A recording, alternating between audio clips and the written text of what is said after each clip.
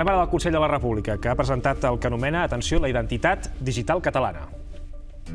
Fins al capdamunt de la cantarella «Què pone en tu DNI?» El Consell per la República, des de l'Espai Lliure Europeu, treballa intensament per construir tot el que cal un cop la independència sigui efectiva.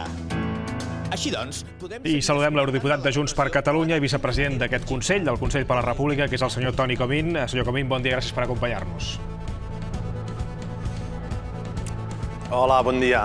Què tal? D'entrada, no sé, en el seu cas, en el cas de Bèlgica, com estan? Quina és la situació? Si hi ha confinaments comarcals, municipals, quina situació tenen de mobilitat? No, aquí no hi ha confinament territorial, ens podem moure lliurement entre províncies, que és les demarcacions territorials d'aquí, com les anomenen, i el que hi ha és un toc de queda que difereix. A Valònia és a les 10 i a Flandes a les 12, per exemple. Vaja, o sigui, també la cosa nacional, diguéssim... Però estan prohibides les reunions de més de... No, deia que estan prohibides les reunions a l'exterior. Fins fa uns dies eren de 10 i ara em sembla que són de 4.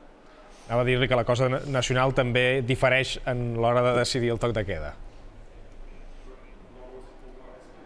Efectivament, és un país federal de veritat. Sí, sí. Senyor Comín, volíeu començar preguntant-li precisament pel que ensenyàvem ara, aquesta identitat digital catalana és un carnet que m'agradaria que m'expliqués per a què serveix i què podrà fer la gent a la pràctica amb aquest carnet. Sí, anava a fer broma, si em permets, i dir que no t'ho saps, perquè és la identitat digital republicana, no catalana. Ah, republicana, d'acord. Però a part d'això, no, perdona'm la broma, republicana. Serveix, mira, té 3 utilitats concretes i després té un valor polític. Té una utilitat de cara endins amb el Consell, per exemple, tots els processos de participació en consultes, processos deliberatius, les eleccions de l'Assemblea de Representants que hem de fer abans de l'estiu. Té una altra utilitat de cara enfora, que és potser la més rellevant, bueno, totes són rellevants, que és que serveix per identificar-se davant d'aquí, davant d'aquelles organitzacions, empreses, mitjans de comunicació, etc., entitats de la societat civil, que vulguin reconèixer-lo com a document d'identificació, com a document en aquest sentit oficial, diguem, en substitució del DNI espanyol. I després té una tercera utilitat, que és també la porta d'entrada a tot l'activisme que des del Consell posem a disposició de la gent que vulgui fer activisme en l'àmbit fiscal, campanya de desobediència fiscal, en l'àmbit del consum estratègic, desconnectar amb les empreses de l'IBEX. Per tant, té unes utilitats diverses. Però jo crec que el més important d'aquest carnet és el valor polític, perquè al final què vol dir això? Jo a vegades faig una broma i dic, és com si la papereta que vam posar dins de la urna el dia 1 d'octubre, com si s'hagués transfigurat en forma de carnet, perquè al final el significat polític més important és aquest. És a dir, el Consell va néixer per mantenir viu el capital polític acumulat l'1 d'octubre i, per tant, el que fa aquest carnet és mantenir viu el fet de ser membre del Consell, i el carnet representa el fet de ser membre del Consell, el que vol és mantenir viu aquell vot que va posar la gent, aquells 2 milions de persones. Però quan diu això de que pot substituir el DNI, és a dir, quan agafem un avió no ens ho donaran per bo, això, diguéssim, ens demanaran el document de nacionalitat espanyola, no? No, evidentment, efectivament, hi ha molts tràmits que la llei obliga a fer-los amb el DNI, però si tu ara et registraves al Punt Avui o al VilaWeb, doncs fins ara ells et demanaven algun document oficial i el document que et demanaven era el DNI.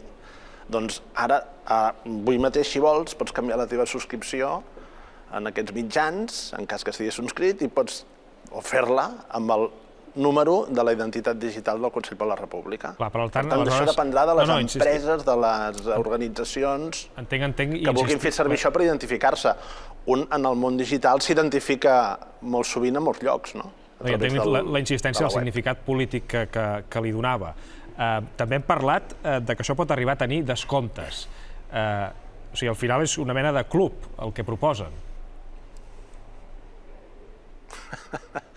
No, el Consell és una organització, insisteixo, que té una missió que és mantenir viu tot el capital polític de l'octubre i intentar culminar el procés que vam iniciar aquell dia, diguem-ne. I en aquest sentit s'inscriu qui vol, clar, no és d'inscripció obligatòria, no? però els descomptes dependran de les empreses. Hi haurà empreses que poden decidir lliurement, i si ho volen fer nosaltres ho celebrarem, que si tu fas els tràmits utilitzant la identitat digital republicana, doncs potser sí que et faran un descompte. Doncs fantàstic, diguem, no?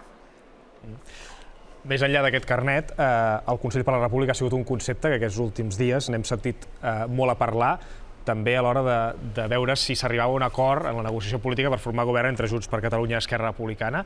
No sé si en tota aquesta negociació, senyor Comín, vostè directament, o el Consell per la República, hi ha entrat a formar part o simplement se n'ha parlat des de forma externa? A veure, aquí hi ha uns negociadors, un equip negociador del que jo no formo part, faltaria més, diguem, que és de Junts per Catalunya, de la CUP, d'Esquerra Republicana, que estan negociant entre ells. Ara bé, en el moment en què el Consell es va convertir en un dels temes d'aquesta negociació,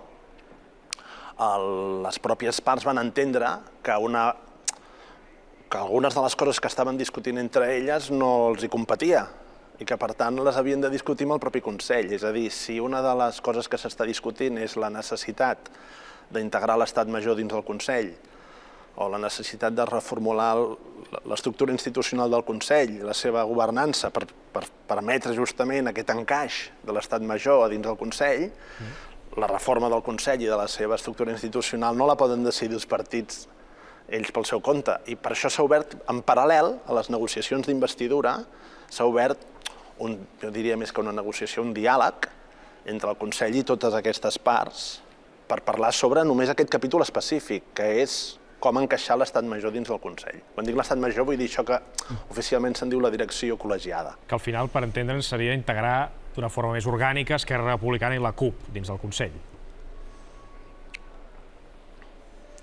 Sí, però jo crec que aquí l'important és ser conscients que el Consell no ha estat mai l'escull de la investidura. Crec que això és molt important deixar-ho clar. O si vols era el símptoma de l'escull real, però l'escull real no era el Consell.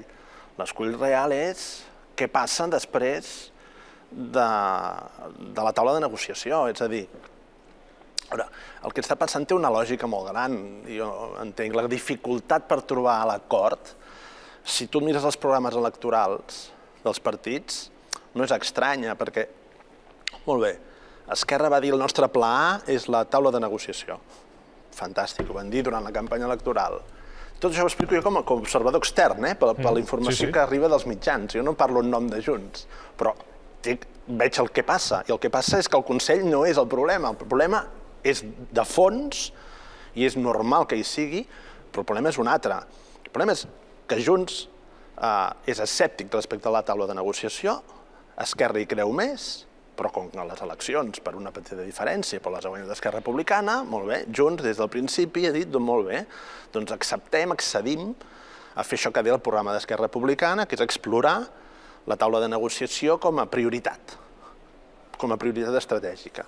Però és molt normal que Junts per Catalunya, si és escèptic sobre els resultats d'aquesta taula, posi una pregunta sobre la taula. Insisteixo, ho explico com a observador extern. I la pregunta és molt lògica, em sembla inevitable a mi, és què passa després? Si la taula fracassa, si la taula no dona els resultats mínims esperats, què fem? Què passa? Ho deixem estar? No. Com continuem? Com seguim avançant? I està la negociació encallada, entenc, perquè no acaba d'haver-hi una resposta clara a aquesta pregunta.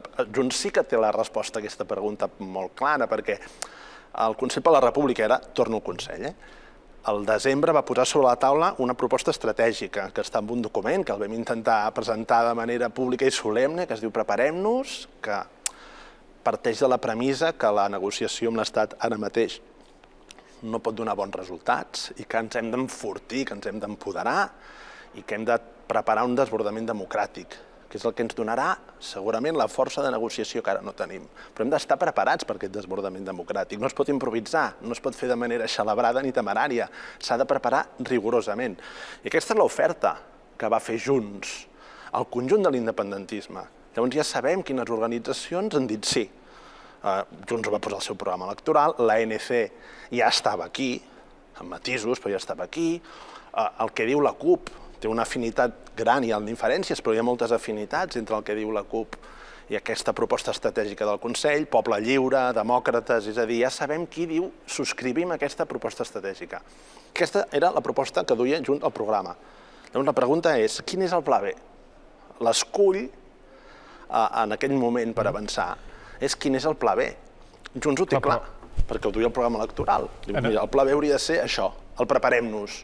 Però la pregunta és, a la pregunta sobre quin és el pla B, Esquerra què contesta? Jo entenc, ho dic per que quedi clar que el Consell no és el problema aquí, i no ho ha sigut mai. Clar, però al final, és a dir, Esquerra té una diferència estratègica, o no? O aquí és on, diguéssim, està la negociació, però ja fa uns quants anys, no sé, mesos, que també hi ha unes distàncies personals, no? Vostè mateix ho ha experimentat amb Esquerra Republicana. No sé si creu que això també dificulta l'entesa.